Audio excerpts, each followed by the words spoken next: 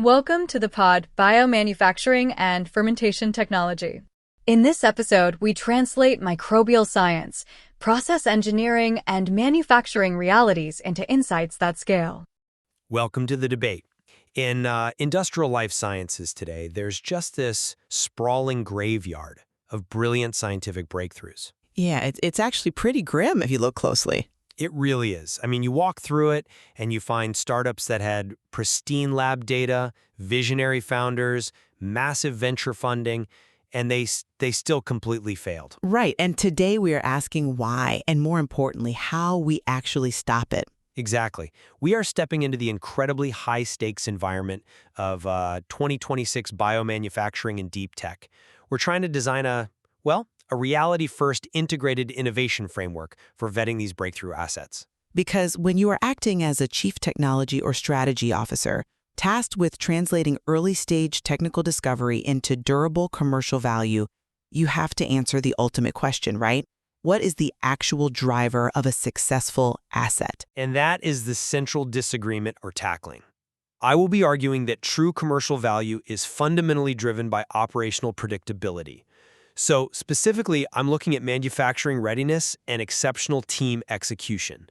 Because frankly, if you cannot produce an asset reliably at scale, the underlying science is worthless. And I'll be taking the opposing view here. I'm going to argue that value is primarily driven by strategic architecture. It's about leveraging regulatory pathways and next-generation IP, like proprietary data sets, as impenetrable competitive moats. Execution matters, sure, but it is entirely subordinate to structural defensibility. All right, well, let's lay out our positions. When I look at the landscape of industrial life sciences right now, I see this fatal readiness mismatch that just plagues due diligence. Oh, the TRL versus MRL issue. Yes, exactly. We constantly see biotech startups boasting a technology readiness level, a TRL, of 6. Meaning they have an amazing prototype, they've proven the mechanism of action in a perfectly controlled lab setting, the science is sound. Right, it works in a petri dish. Right. But if you look under the hood, they have a manufacturing readiness level, an MRL of 2, meaning they're still using manual pipetting, open systems, and their commercial readiness level, their CRL, is sitting at a 1. It's the classic imbalance, really. Scientific ambition versus industrial reality. And it's a fatal imbalance, driven by this industry-wide obsession with peak performance. Everyone wants to show investors the highest possible yield in a single, perfectly controlled, heavily monitored lab batch. But here is the reality. First axiom decision-makers need to adopt. Predictability is more profitable than peak performance. Okay, but wait, just let me finish this thought. The ultimate asset isn't the one that yields 100% on its absolute best day in the R&D suite. It is the one that yields 80% on a Monday morning shift when your B team operators are running the machines. If you have a process that requires a team of PhDs to baby it through every single temperature fluctuation, you don't have a commercial asset. You have a highly capitalized science project. look, I look at that exact same landscape, but I draw the completely opposite conclusion. How so? Well, because flawless execution of an unprotected asset generates absolutely no sustainable value. 0. You can have the most predictable, perfectly engineered continuous manufacturing process in the world, running beautifully on a Monday morning shift. Which is incredibly hard to do, by the way. It is. But if you do not have the structural architecture to defend it legally and strategically, you are just building a very efficient, highly optimized factory for your competitors to copy. But if the process itself is highly complex, replication isn't trivial. It's not like baking a cake. Sure, but in the 2026 landscape, the nature of defensibility has fundamentally shifted. I mean, we are firmly in the AI era now. Proprietary data sets and deep process know-how completely supersede traditional patent counts. If you're a strategy officer, you can't just count patents anymore and call it due diligence. Well, I agree with that part. Patent counting is dead. Right. Furthermore, we need to completely reframe how we view regulatory pathways. Things like fast-track breakthrough designations or navigating biosimilar rules. Most operators view these as hurdles, right? like bureaucratic annoyances to be out-executed by a great team. Because they are hurdles. No, I posit that they must be architected from day one as the primary competitive barriers. Regulatory approval itself can be designed to dictate a true commercial monopoly. Here is the axiom I operate by. Execution is a rented commodity. Architecture is an owned monopoly. Without that strategic architecture, your flawless execution is just a race to the bottom on margins. Okay, you are treating architecture like a magic shield, but let's look at what actually happens in the Valley of Death, that gap between lab discovery and commercialization. Let's do it. Let's talk about scientific validity versus the structural exclusivity you're championing. The harsh reality of deep tech due diligence is that most technologies work in a lab. Very few work repeatedly, and almost none work economically at scale. If we're evaluating a break-free biotech asset, the first and only question that matters initially is, can independent teams reproduce this data? What are the statistical confidence limits? Reproducibility is a hurdle, certainly, but it is essentially table stakes. It's not a moat. It is the foundation of the entire enterprise because if you do not deeply understand your critical process parameters, like exactly how shear stress in a bioreactor affects cell viability or how dissolved oxygen gradients alter your protein folding, any IPU file is a house of cards. I'm not saying you skipped reproducibility. You are patenting untested assumptions if you don't nail it. Let me give you an analogy. Investing in an asset with a TRL of 6 and an MRL of 2 is like taking a Formula One engine and dropping it into a standard golf cart chassis. Well, that paints a vivid picture of the scale-up problem. It looks incredibly impressive on the prospectus, right? It revs loudly in the garage. But the exact moment you attempt to scale up to GMP readiness, good manufacturing practice, meaning you are legally and operationally compliant to produce this for actual human trials, the chassis tears itself apart. The torque of commercial scale destroys the unready manufacturing foundation. Okay, but The physical environment introduces variables like heat transfer limitations and fluid dynamics that the theoretical lab model simply could not anticipate. the imagery is great, I'll give you that, but it completely ignores the reality of the broader market. A perfect F1 engine and a structurally sound chassis is entirely useless if you aren't legally allowed to enter the race. Well, obviously. You call reproducibility the foundation. I call it the bare minimum requirement to even get a meeting with a serious investor. Real value inflection requires moving beyond the lab, strategically. What good is your perfectly reproducible GMP-ready process if you lack freedom to operate? FTO means you've legally cleared the landscape and aren't infringing on existing patents. But FTO's a standard legal check during early diligence, surely. That's baseline stuff. It is much more than a baseline legal check today. It is the architecture of your commercial survival. Let's step away from the racetrack and look at actual 2026 biomanufacturing. The most valuable assets I see aren't just relying on a clever chemical synthesis that they patented. They are relying on data exclusivity opportunities. They have closed-loop AI systems trained on proprietary manufacturing datasets. Okay, wait. How exactly does a data set stop a well-funded competitor from reverse engineering the final product? The molecules are the same. Because biology is inherently temperamental. In a 72-hour fermentation cycle, product yields change based on microscopic temperature fluctuations, nutrient feed timing, metabolic byproducts. If my AI system has a proprietary digital map of those exact temporal fluctuations, like millions of data points predicting cell death before it happens and automatically adjusting the feed rates, a competitor cannot just read my patent and copy me. Because they don't have the real-time adjustments. Exactly. They literally lack the digital map required to keep the cells alive at a commercial yield. The proprietary dataset is the moat.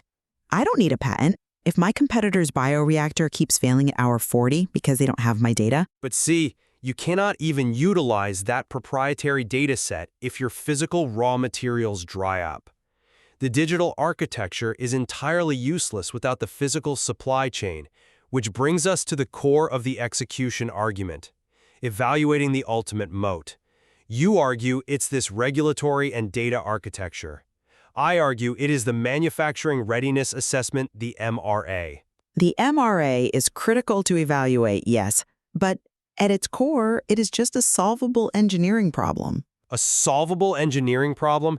The MRA is the single most ignored section by deep tech investors, and it is precisely where the bloodiest financial failures happen. We are evaluating raw material availability in a fractured global supply chain. That isn't just engineering. That is an existential binary risk. It's a risk, sure, but What happens when your brilliant biomanufacturing process relies on a highly specialized lipid nanoparticle reagent that is suddenly caught in a geopolitical trade embargo? then you pivot your supply chain or you bridge to an alternative process. Oh, you just pivot? At commercial scale, pivoting a validated continuous manufacturing process isn't a quick thing. It can take 3 years and tens of millions of dollars in revalidation studies. I'm not saying it's cheap, but If you are a strategy officer, you have to evaluate supply chain resilience, equipment compatibility, and automated continuous manufacturing readiness before you write the check.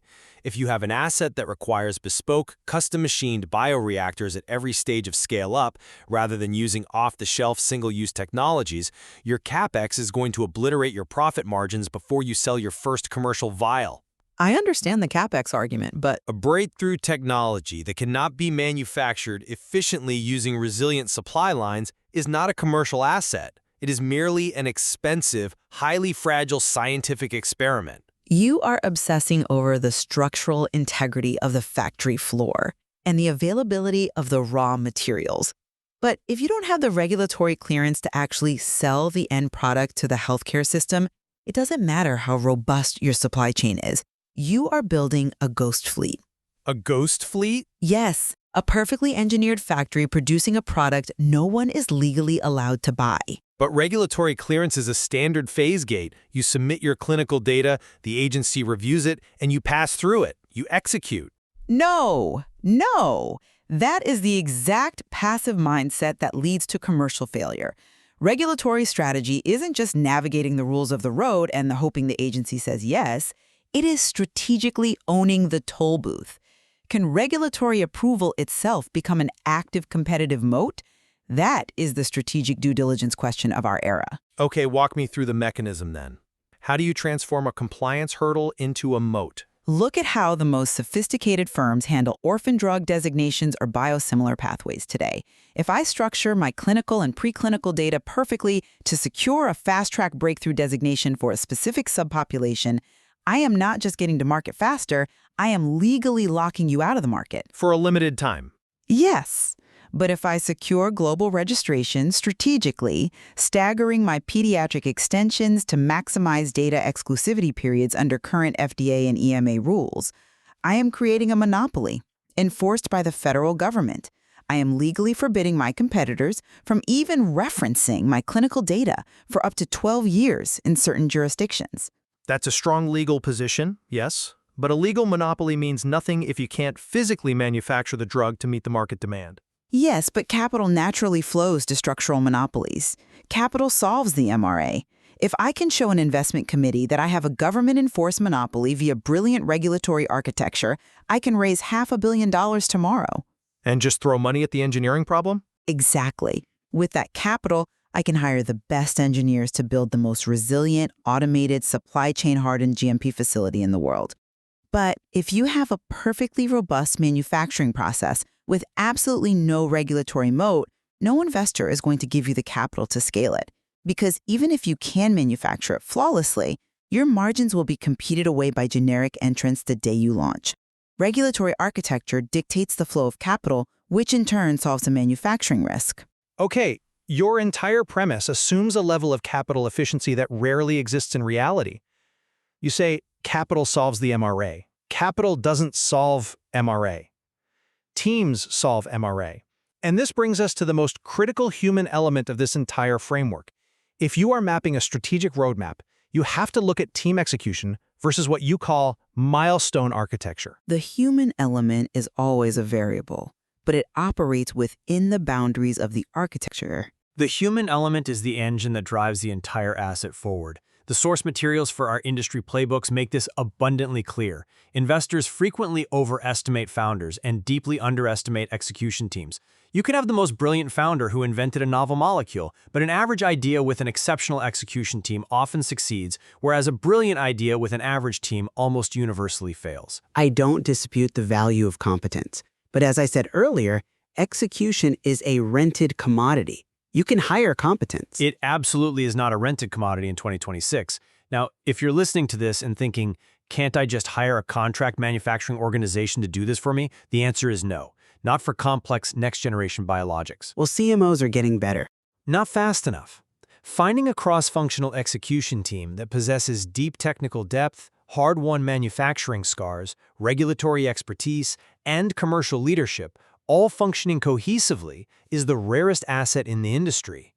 Moving from a pilot demonstration to GMP readiness isn't a simple checkbox on a Gantt chart. It's complex, sure. It is thousands of micro decisions made by operators and engineers on a daily basis. How do we filter this specific protein without shearing it? How do we calibrate this specific inline sensor?